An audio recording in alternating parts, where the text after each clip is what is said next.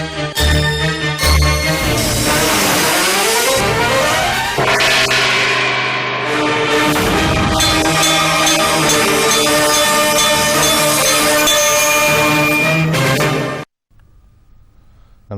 ఘంటారావానికి స్వాగతం. ముందుగా ప్రధానాంశాలు. మాచర్ల పరువు హత్య కేసులో సీఐపై సస్పెన్షన్ వేటు. డబ్బులు తీసుకుని చౌడేశ్వరిని తండ్రికి అప్పగించినట్లు నిర్ధారణ. వైసీపీ హయాంలో నిధులు ఇవ్వక అసంపూర్ణంగా నీటి ప్రాజెక్టులు. వేసవిలో ప్రజలకు తప్పని తాగునీటి కష్టాలు.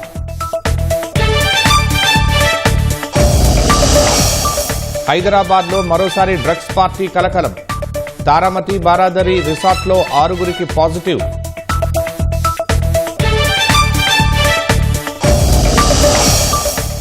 ఆర్టెమిస్ 2లో మరోసారి టాయిలెట్ సమస్య. కాలిన దుర్వాసన వస్తున్నట్టు వ్యోమగాముల సమాచారం.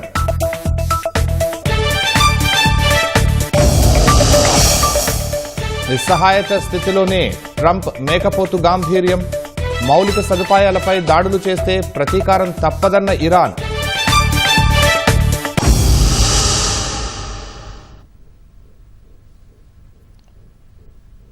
ఆయన పోలీసు అధికారి కాసుల కక్కుర్తి కోసం వృత్తి ధర్మాన్ని మరిచాడు. దురాచారాలను నిర్మూలించాల్సిన బాధ్యతను విస్మరించి తానే ఓ పరువు హత్యకు కారణమయ్యాడు. ప్రేమ పెళ్లి చేసుకున్న మేజర్ అయిన యువతిని బెదిరించి స్వయంగా ఆమె తల్లిదండ్రులకు అప్పగించి ప్రాణాలు తీసేలా చేశాడు. ఆఖరికి పోస్టుమార్టం రిపోర్టును తారుమారు చేయాలని ప్లాన్ వేసినా అది కాస్త బెడిసికొట్టడంతో అడ్డంగా బుక్ అయి ఉద్యోగం ఊడగొట్టుకున్నాడు. పల్నాడు జిల్లా మాచర్లలో కలకలం రేపిన పరువు హత్య కీలక మలుపు తిరిగింది. ఈ పరువు హత్య వెనుక మాచర్ల సీఐ తురక వెంకటరమణ ఉన్నట్లు విచారణలో తేలింది. 23 ఏళ్ల చౌడేశ్వరి గత నెల 4న ఇంట్లో నుంచి వెళ్లిపోయి ప్రేమించిన నాగరాజును పెళ్లి చేసుకుంది. అయితే చౌడేశ్వరి తల్లిదండ్రులకు ఇది నచ్చలేదు. బంధువులకు తెలిస్తే పరువు పోతుందని భావించిన చౌడేశ్వరి తండ్రి సొంత కుమార్తెనే చంపేశాడు. కానీ తన కుమార్తె ఉరివేసుకుని ఆత్మహత్య చేసుకుందని తల్లిదండ్రులు ముసలి కన్నీరు కార్చారు. ఈ ఘటనపై కేసు నమోదు చేసి దర్యాప్తు చేపట్టిన పోలీసులు ఇది హత్యగా భావించి కూపీలాగడంతో దిమ్మ తిరిగే వాస్తవాలు వెలుగులోకొచ్చాయి.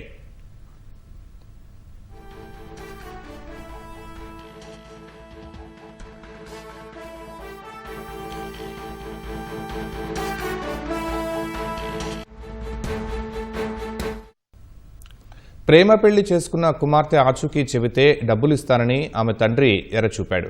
కాసులకు కక్కుర్తి పడిన సీఐ వెంకటరమణకు డీల్కు ఓకే చెప్పాడు. 2 విడతల్లో సొమ్మును తీసుకుని చౌడేశ్వరి కోసం ఆరా తీయటం మొదలుపెట్టాడు. ఈ క్రమంలో నవ దంపతులు చౌడేశ్వరి నాగరాజు నరసరావుపేటలోని ఓ ఇల్లు అద్దెకు తీసుకుని ఉంటున్నట్లు నాగరాజు స్నేహితుడు కాజా ద్వారా పోలీసులు తెలుసుకున్నారు. పోలీసులు చౌడేశ్వరి నాగరాజును మాచర్ల స్టేషన్కు తీసుకువెళ్లారు. తాను మేజర్నని నాగరాజుతోనే ఉంటానని చౌడేశ్వరి చెప్పినా సీఐ వినలేదు. గత నెల 15న మేజర్ అయిన చౌడేశ్వరిని బెదిరించి బలవంతంగా తల్లిదండ్రులకు అప్పగించాడు. ఆ తర్వాత ప్రేమ పెళ్లి చేసుకున్న కుమార్తెను తండ్రి చంపేశాడు.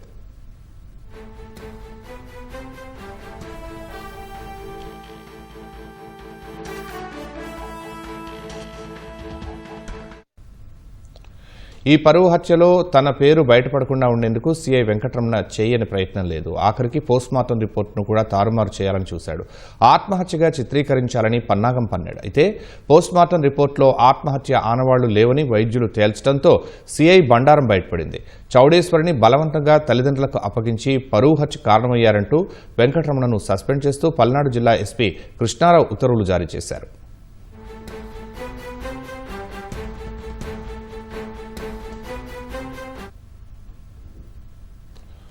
అల్లూరి సీతారామరాజు జిల్లాలో శనివారం రాత్రి స్వల్ప భూ ప్రకంపనలు స్థానికులను భయకంపితులను చేశాయి. రాత్రి 11:30 గంటల సమయంలో అరకు వ్యాలీ, పాడేరు, పెదబయలు, హుకుంపేట ప్రాంతాల్లో భూమి స్వల్పంగా కంపించింది. సుమారు 30 సెకన్ల పాటు ప్రకంపనలు వచ్చాయి. ఇళ్లలో నిద్రిస్తున్న వారు ఉలికిపడి లేచారు. భయంతో బయటకు పరుగులు తీశారు.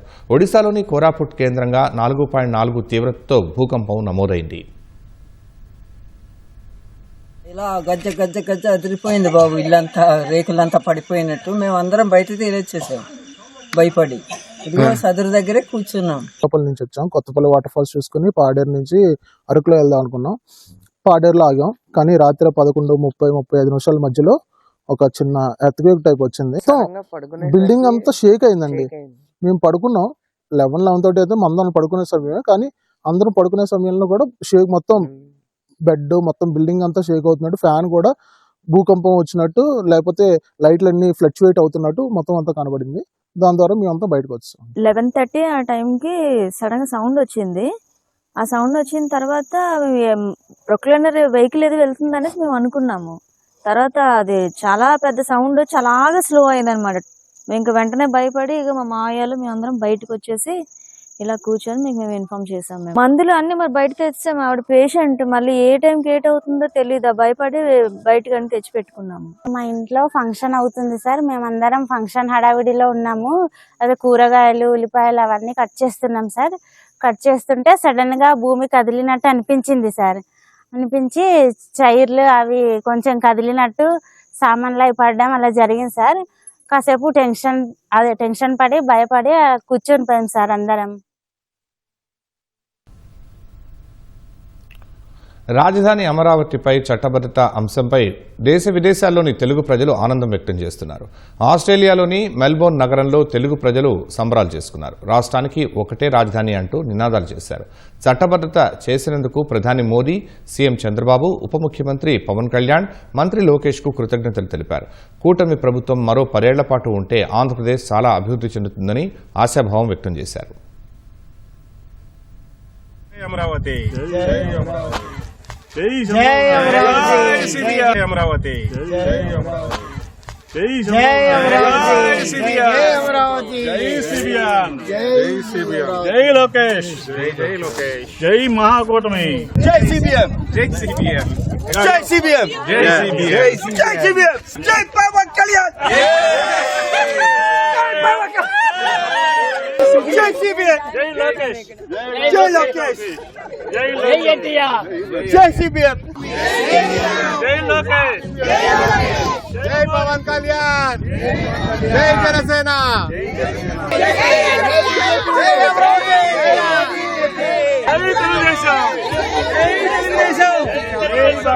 జై అమరావతి జై అమరావతి జై తెలుగుదేశం జై తెలుగుదేశం జై తెలుగుదేశం జై జనసేన జై జనసేన.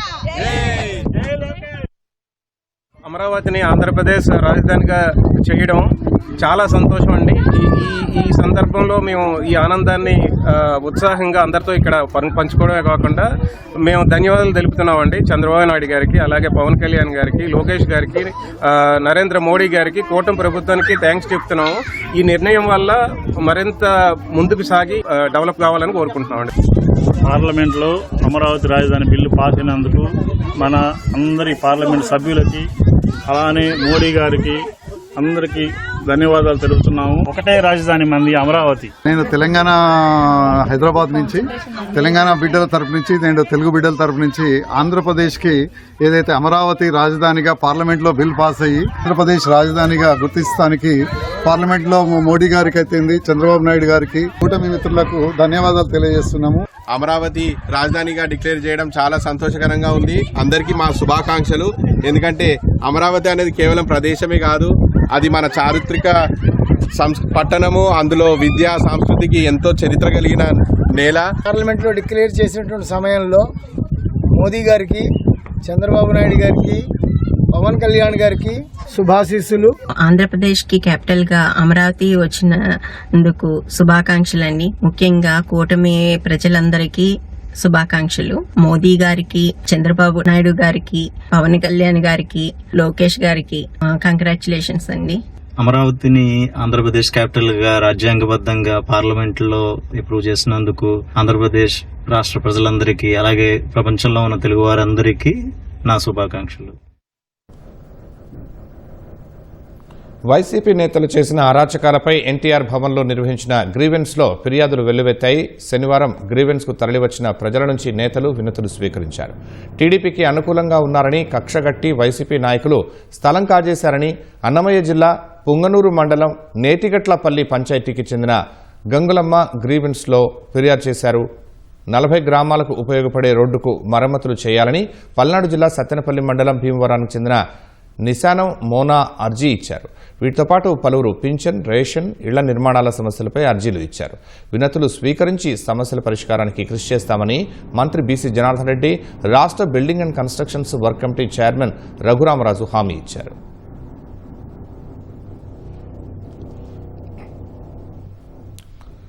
ప్రభుత్వాలు మారుతున్న వేసవిలో పట్టణ ప్రజలకు తాగునీటి కష్టాలు తప్పడం లేదు. అరకొర సరఫరాతో అప్పుడే తాగునీటి కొరత వినిపిస్తోంది. వైసీపీ హయాంలో అటకెక్కిన తాగునీటి ప్రాజెక్టులు యుద్ధ ప్రాతిపదికన పూర్తి చేయడమే సమస్యకు శాశ్వత పరిష్కారంగా కనిపిస్తోంది. ఆ దిశగా 9,000 కోట్లతో అంచనాలు సిద్ధం చేసింది కూటమి ప్రభుత్వం.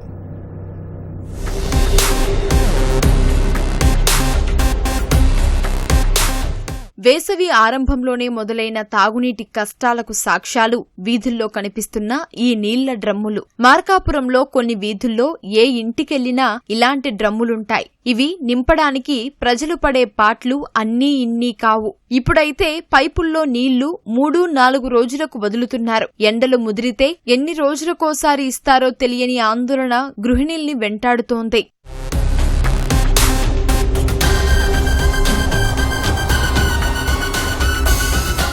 ఈ రోజువారీ వాటర్ అయితే మాకు రావు. ఇప్పుడైతే 3 రోజులకే వదులుతున్నారు. ఇంకా ఎండలు ముదిరి కొద్దీ ఇంకా వారానికి వస్తా నిల్వ చేసి పట్టుకోవాల్సిందే. మేము ఎప్పటి నుంచో ఉంది, ఇప్పుడు కాదు, ఎప్పటి నుంచో ఉంది. మాకు నీళ్లు 4 రోజులకు ఒకసారి వదులుతుండు. వాటర్ అంటే నిల్వ ఉంటే పురుగులు పడుతుండే. ఇంకా మేము నీళ్ళు వదిలిన రోజు అన్ని పడబోసుకొని బీచ్ ఇంకా వేసి కడిగి పెట్టుకుంటాం. ఇట్లా వాడికి అప్పుడప్పుడు బిందెలు పట్టుకుండేది ఎసురు వాడుకుంటాం. తాగని ఎసురులకి ఇవి పట్టుకుంటాం. మళ్ళీ మినరల్ వాటర్ అవి పట్టుకుంటాం. ఓ రకంగా చెప్పాలంటే ఇది ఈ ఒక్క ఏడాది సమస్య కాదు, దశాబ్దాలుగా వెంటాడుతున్న శాపం.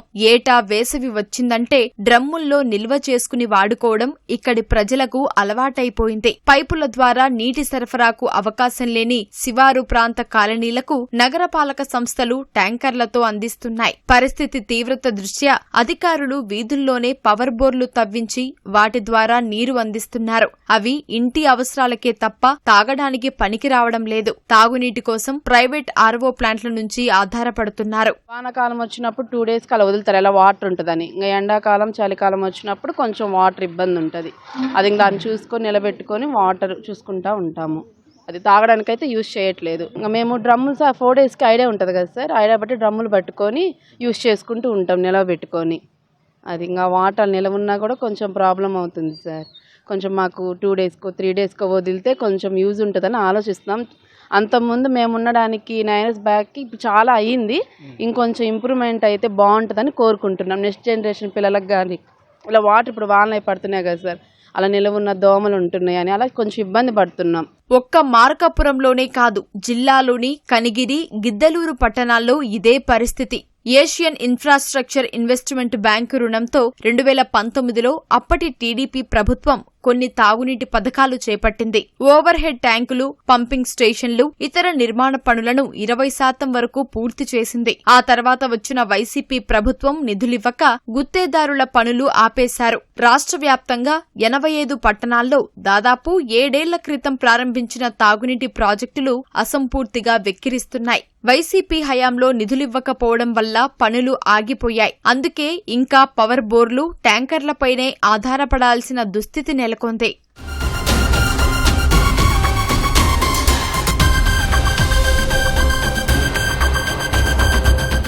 రాష్ట్రంలోని 123 పుర నగరపాలికలు, నగర పంచాయతీల్లో రోజు 2,680 మిలియన్ లీటర్ల నీరు సరఫరా చేయాల్సి ఉండగా ప్రస్తుతం 2,098 మిలియన్ లీటర్లే సరఫరా అవుతోంది. ప్రస్తుతానికి 582 మిలియన్ లీటర్ల లోటు ఉంది. రోజు తలసరి 135 లీటర్లకు పైగా నీరు సరఫరా అవుతోంది 19 నగరాలు, పట్టణాల్లోనే.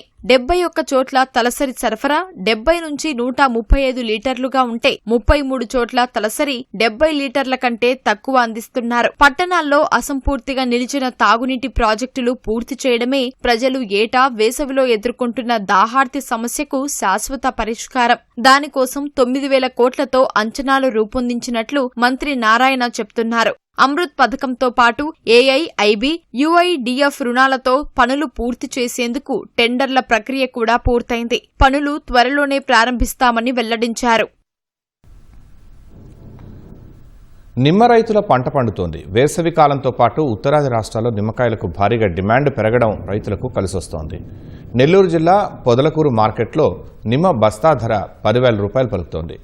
కిలో నిమ్మ ధర 125 రూపాయల వరకు వెళుతోంది. ధరలు ఆశాజనకంగా ఉండటంతో రైతులు హర్షం వ్యక్తం చేస్తున్నారు. గత కొంతకాలంగా చూసుకుంటే ఫిబ్రవరి దాకా నిమ్మకాయల పరిస్థితి దీనావస్థలో ఉండింది. చెట్లు వదిలేసే పరిస్థితి ఉంది. కాయలు మొత్తం కూడా కోసి కూలీలకు వచ్చే పరిస్థితి లేకుండా ఉంది. ఫిబ్రవరి నుంచి ఈ రోజు మార్కెట్ ఆశాజనకంగా ఉంది. 6,000 రూపాయల నుంచి ప్రస్తుతానికి 10,000 రూపాయల దాకా మార్కెట్ పెరిగి మార్కెట్ స్టెబిలిటీ కరెక్ట్ గా ఉండడం వల్ల రైతులకు కూడా ఆశాజనకంగా ఉంది. డబ్బులు కూడా మంచి డబ్బులు వచ్చాయి నిమ్మ రైతులకి, కాసిన వాళ్ళకి. ఈ రోజు పరిస్థితి ఏంటంటే ఏలూరు, తెనాలి ఆ ఏరియా తక్కువగా ఉండడం వల్ల, బీజాపూర్ కాయలు తక్కువగా ఉండడం వల్ల మన రైతులకు డిమాండ్ వచ్చి మంచి రేట్లు అమ్ముతా ఉన్నాయి. ఈ రోజు నిమ్మకాయలు 100 రూపాయల నుంచి 130 రూపాయలు ఒక కేజీ పోతా ఉన్నాయంటే చాలా ఆశాజనకంగా రైతులు చాలా సంతోషంగా ఉన్నారు. ఇదే రేట్లు కొంతకాలంగా నిలబడితే రైతులకు ఆశించినట్టుగా ప్రతి ఒక్కరికి కూడా 10 రూపాయల డబ్బులు వచ్చి సంతోషం ఉండాలని కోరుకుంటున్నా. గత వారం నుంచి చూస్తే బాగా రేట్లు పెరిగింది. రైతులు బాగా సంతోషంగా కలకల్లాడుతున్నారు. పోయి గత సంవత్సరం తీసుకుంటే ఈ సంవత్సరం చాలా డబుల్ రేట్లు పెరిగింది బాగా.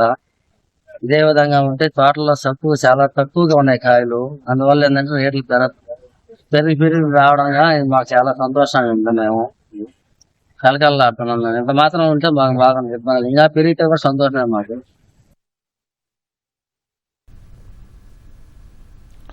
హైదరాబాద్లో మరోసారి డ్రగ్స్ పార్టీ కలకలం రేపింది. గోల్కొండలోని తారామతి బారాదరి రిసార్ట్లో అర్ధరాత్రి ఈగల్ టీం నిర్వహించిన తనిఖీల్లో 6గురికి డ్రగ్స్ పాజిటివ్ వచ్చింది. దాదాపు 200 మందికి పైగా హాజరైన ఓ వేడుకలో కొందరు డ్రగ్స్ వినియోగిస్తున్నట్లు ఈగల్ టీం సమాచారం అందుకుంది.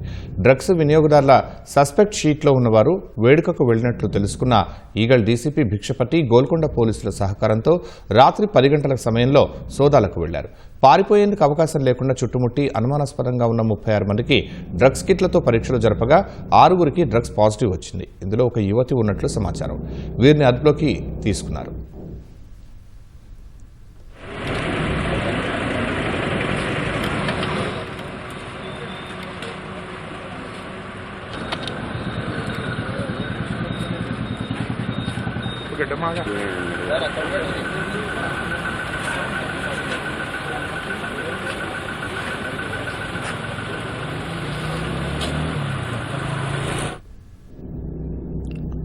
తెలంగాణలోని నిర్మల్ జిల్లా మహాలక్ష్మివాడలో విషాదం చోటు చేసుకుంది. కాలనీలోని ఓ ఇంట్లో విద్యుదాఘాతంతో ఫ్రిడ్జిలో మంటలు చెలరేగాయి. ప్రమాదంలో విజయ్ అనే వ్యక్తితో పాటు ఓ మహిళ మృతి చెందింది. ఇంట్లో మంటలు చెలరేగడం గమనించిన స్థానికులు ఇద్దరిని ప్రభుత్వ ఆసుపత్రికి తరలించగా అప్పటికే ఇద్దరూ మృతి చెందినట్లు వైద్యులు ధృవీకరించారు.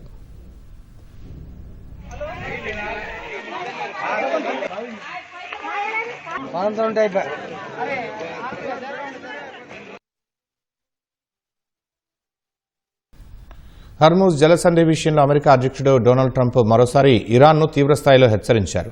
ఇచ్చిన గడువు ముగుస్తున్న నేపథ్యంలో మరో 48 గంటల్లో హర్మూజ్ జలసంధిని తెరవకపోతే ఇరాన్ ప్రళయాన్ని ఎదుర్కొనేందుకు సిద్ధంగా ఉండాలన్నారు.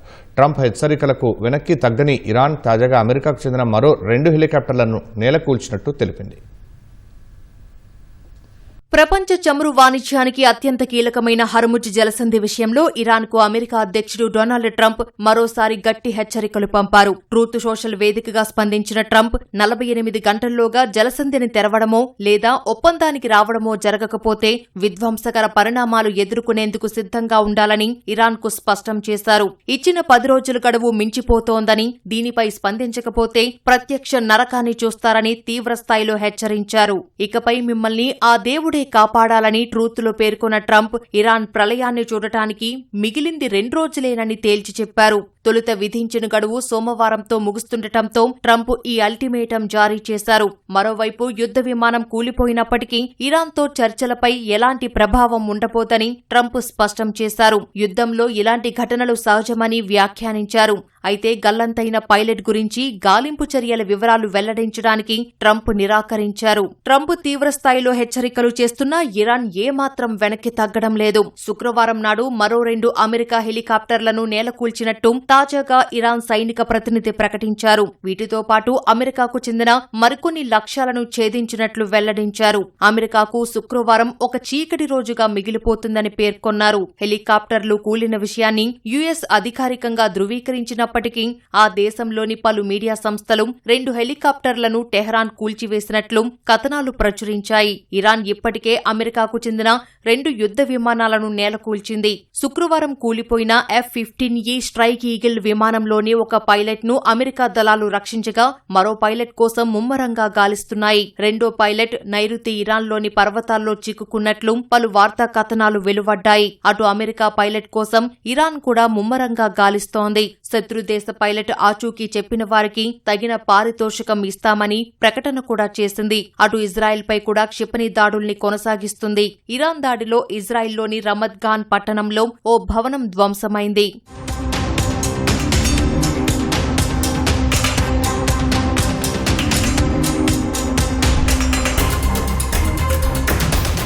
నైరుతి ఇరాన్లోని మహేషహార్ పెట్రోకెమికల్ ఆర్థిక జోన్పై ఇజ్రాయెల్ వాయుసేన విరుచుకుపడింది. ఈ దాడుల్లో 5 మరణించగా పలువురు గాయపడ్డారు. ఈ నేపథ్యంలో ఇరాన్ ఆయుధ తయారీకి అవసరమైన ఉక్కు ఉత్పత్తిలో ఇప్పటికే 70% ధ్వంసం చేశామని ఇజ్రాయెల్ ప్రధాని నెతన్యాహు ఎక్స్ వేదికగా తెలిపారు. తాజాగా పేలుడు పదార్థాలు, క్షిపణుల తయారీకి వాడే పెట్రోకెమికల్ ప్లాంట్లపై దాడులు చేసినట్టు తెలిపారు. ఈ మేరకు టెహ్రాన్లోని ఉగ్రవాద పాలనను అణిచివేస్తామని స్పష్టం చేశారు. నిన్న బుషేహర్ అణుకేంద్రం లక్ష్యంగా ఐడిఎఫ్ చేపట్టిన దాడిపై అంతర్జాతీయ అణుశక్తి సంస్థ IAEA ఆందోళన వ్యక్తం చేసింది. భవనం దెబ్బతిందని, అయితే రేడియో ధార్మికత మాత్రం వెలువడలేదని స్పష్టం చేసింది. అయితే ఈ విషయంపై IAEAపై ఇరాన్ తీవ్ర ఆరోపణలు చేసింది. దాడులను ఆ సంస్థ ఖండించకపోవడమంటే వాటిని చేస్తున్న దేశాలకు సహకారం అందించడమేనని విమర్శించింది. ఇది అంతర్జాతీయ సమాజంలో నమ్మకాన్ని దెబ్బతీస్తోందని వ్యాఖ్యానించింది. శాంతియుత ప్రయోజనాలకు ఉపయోగిస్తున్న అణుశక్తి కేంద్రాలపై దాడులను ఖండించాలని ఇరాన్ కోరింది. మరోవైపు యుద్ధాన్ని విరమింపజేసే చర్చల్లో పాల్గొనేందుకు సుముఖమేనని ఇరాన్ దౌత్య వర్గాలు స్పష్టం చేశాయి. అందుకోసం పాకిస్తాన్కు వెళ్లేందుకు తామెన్నడూ నిరాకరించలేదని తెలిపాయి. అయితే ఎటువంటి చర్చలైనా యుద్ధానికి శాశ్వత ముగింపు పలికేలా ఉండాలని స్పష్టం చేశాయి. అమెరికా షరతులు పెడుతుండటమే ఆందోళనకర అంశమని ఆరోపించాయి. 48 గంటల్లో ఒప్పందం కుదుర్చుకోకుంటే భీకర దాడులు చేస్తామని అమెరికా అధ్యక్షుడు ట్రంప్ చేసిన హెచ్చరికలను ఇరాన్ కొట్టిపారేసింది. ట్రంప్ అల్టిమేటంను నిస్సహాయమైన, అస్థిరమైన, మూర్ఖపు చర్యగా అభివర్ణించింది. ట్రంప్ కోసం నరక ద్వారాలు తెరుచుకుంటాయని హెచ్చరించింది. వరుస ఓటములను చవిచూస్తున్న వేళ యుద్ధోన్మాదుడైన ట్రంప్ నిరాశ, అవివేకంతో నియంత్రణ కోల్పోయి మాట్లాడుతున్నారని IRGC సైనిక ప్రతినిధి ఎద్దేవా చేశారు. ఇరాన్ జాతీయ ఆస్తులు, మౌలిక సదుపాయాలపై నిజంగా దాడులు చేస్తే ఆ ప్రాంతంలోని అమెరికా స్థావరాలపై ప్రతీకారం తీర్చుకుంటామని హెచ్చరించారు. ఇజ్రాయెల్ మౌలిక సదుపాయాలను లక్ష్యంగా చేసుకుంటామని, గల్ఫ్ దేశాల్లోని అమెరికా అఫిలియేటెడ్ స్కూళ్లు సహా ఇతర అన్ని సంస్థలపై విరుచుకుపడతామని స్పష్టం చేశారు. చంద్రుడి వైపు దూసుకెళ్తున్న ఆర్టెమిస్ 2 వ్యోమగాములకు మరోసారి టాయిలెట్ సమస్య ఎదురైంది. $23 మిలియన్ వ్యయంతో రూపొందించిన ఈ అత్యాధునిక టాయిలెట్ ప్రయోగం జరిగినప్పటి నుంచే మొరాయిస్తోంది. తాజాగా అక్కడ కాలిన వాసన వచ్చినట్లు వ్యోమగాములు మిషన్ కంట్రోల్ సెంటర్కు సమాచారం ఇచ్చారు. ప్రస్తుతానికి వ్యోమగాములు యూరిన్ కలెక్షన్ బ్యాగ్లను వాడాల్సిందిగా మిషన్ కంట్రోల్ సూచించింది. అయితే ఘన పదార్థాల విసర్జనకు మాత్రం టాయిలెట్ ఇంకా అందుబాటులోనే ఉందని నాసా తెలిపింది. మూత్రం బయటకు వెళ్లే పైపుల్లో మంచు గడ్డకట్టి అడ్డంకి ఏర్పడి ఉండవచ్చని నాసా ఇంజనీర్లు అనుమానిస్తున్నారు. చంద్రుడి దిశగా సగం కన్నా ఎక్కువ దూరం ప్రయాణించిన వ్యోమగాములు భూమి చాలా చిన్నదిగా కనిపిస్తోందని, జాబిలి మాత్రం పెద్దగా అయ్యాడని ఉత్సాహంగా చెప్పారు. సోమవారం నాటికి వీరు చంద్రుడి సమీపానికి చేరుకుంటారు. ఏప్రిల్ 10న పసిఫిక్ మహాసముద్రంలో స్పాష్ డౌన్ కానున్నారు. గతేడాది అహ్మదాబాద్లో జరిగిన ఎయిర్ ఇండియా విమానం ప్రమాద ఘటనకు సంబంధించిన కీలక సమాచారాన్ని విడుదల చేయాలని బాధిత కుటుంబాలు డిమాండ్ చేశాయి. విమానంలోని cockpit voice recorder, black box డేటాను విడుదల చేయాలని కోరుతూ బాధిత కుటుంబాలు ప్రధాని నరేంద్ర మోదీకి లేఖ రాశాయి. అహ్మదాబాద్లో సమావేశమైన 30 బాధిత కుటుంబాలు వాస్తవాలను వెలికితీసేందుకు బ్లాక్ బాక్స్ డేటా విడుదల చేయాలని డిమాండ్ చేశాయి. ప్రమాదానికి కారణం ఏంటి, ఏదైనా సాంకేతిక సమస్య ఉందా లేదా అన్న విషయాలు తమకు తెలియాలన్నారు. బ్లాక్ బాక్స్ డేటాను బహిరంగపరచడం సాధ్యం కాకపోతే లేకపోతే కనీసం ఆ సమాచారాన్ని బాధితుల కుటుంబాలతో వ్యక్తిగతంగానైనా పంచుకోవాలని ఆ లేఖలో పేర్కొన్నారు. ప్రధాని మోదీతో పాటు ఏఏఐబీ, డీజీసీఏ, గుజరాత్ ముఖ్యమంత్రి భూపేంద్ర పటేల్కు ఈ లేఖ పంపించాయి. గత ఏడాది జూన్ 12న అహ్మదాబాద్ నుంచి లండన్కు బయలుదేరిన ఎయిర్ ఇండియా విమానం కొద్దిసేపటికే ప్రమాదానికి గురైంది. ఆ దుర్ఘటనలో దాదాపు 260 మంది ప్రాణాలు కోల్పోయారు. భారత్పై పాకిస్తాన్ రక్షణ మంత్రి ఖవాజా ఆసిఫ్ మరోసారి నోరు పారేసుకున్నారు. భవిష్యత్తులో భారత్ ఏదైనా దాడులకు పాల్పడితే కోల్కతాను లక్ష్యంగా చేసుకుంటామని పిచ్చి ప్రేలాపనలు చేశారు. ప్రతి దాడులను ఆ ప్రాంతం వరకు తీసుకువెళ్తామని వ్యాఖ్యానించారు. ఎక్కడైనా కొంతమంది మృతదేహాలను పడేసి వారు ఉగ్రవాదులేనని నమ్మించేలా భారత్ బూటకపు ఆపరేషన్ రూపొందించినట్లు నివేదికలు ఉన్నాయంటూ అక్కసు వెళ్లగక్కారు. అయితే తన వాదనలకు బలం చేకూర్చేలా ఖవాజా ఎటువంటి ఆధారాలు ఇవ్వకపోవడం గమనార్హం. ఇరాన్ యుద్ధాన్ని అవకాశంగా తీసుకుని పొరుగుదేశం ఏదైనా దుస్సాహసానికి పాల్పడితే ప్రతిస్పందన తీవ్రంగా ఉంటుందని ఇటీవల రక్షణ మంత్రి రాజ్నాథ్ సింగ్ హెచ్చరించారు. ఈ హెచ్చరికలపై ఖవాజా ఇప్పటికే తన అక్కసు వెళ్లగక్కారు. పహల్గాం ఘటన జరిగి ఏడాది కావస్తున్న నేపథ్యంలో భారత్ బెదిరింపులకు పాల్పడుతోందని ఆరోపించారు. తమపై జరిగే దాడులను తిప్పికొడతామని ఖవాజా మేకపోతు గాంభీర్యం ప్రదర్శించారు. ఒడిశాకు చెందిన రిటైర్డ్ ఆర్మీ హవల్దార్ సీమాంచల్ బారిక్ 2 ఆటో రిక్షాలను లాగి ఇండియా బుక్ ఆఫ్ రికార్డులో చోటు సంపాదించారు. బారిక్ తన శరీరాన్ని తలకిందులుగా ఉంచి తలపై బ్యాలెన్స్ చేస్తూ 1626 కిలోల బరువున్న 2 ఆటో రిక్షాలను 19 సెకన్లలో లాగి అబ్బురపరిచారు. ఇందుకోసం ఆయన గత 4 నెలల పాటు శిక్షణ పొందారు. గతంలో ఆయన ఇండియాస్ గాట్ టాలెంట్ రియాలిటీ షోలో ఒక ఆటోను లాగి అందరినీ మెప్పించారు. ఇప్పుడు తన రికార్డును తానే తిరగరాస్తూ 2 ఆటోలను లాగి ఔరా అనిపించారు. సైన్యంలో 20 ఏళ్ల పాటు సేవలందించిన బారిక్ ప్రస్తుతం బెర్హంపూర్ ఫిజికల్ అకాడమీలో ఇన్స్ట్రక్టర్గా పనిచేస్తున్నారు. క్రమశిక్షణ, నిరంతర సాధన ఉంటే ఏదైనా సాధ్యమేనని బారిక్ తెలిపారు. రీల్స్ చూస్తూ సమయాన్ని వృధా చేసుకోకుండా వ్యాయామంపై దృష్టి పెట్టాలని యువతకు సూచించారు. కష్టపడితేనే గుర్తింపు లభిస్తుందని ఆయన హితవు పలికారు.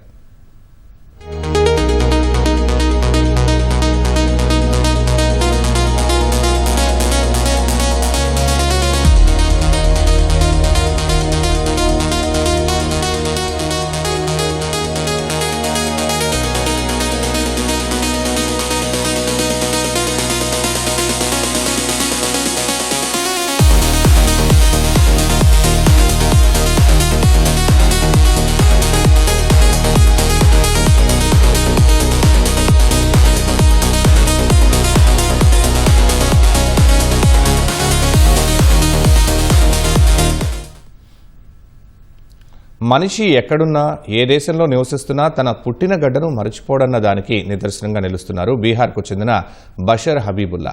పట్నాకు చెందిన ఈ వ్యక్తి ఉద్యోగ నిమిత్తం 2019లో కెనడాకు వెళ్లారు.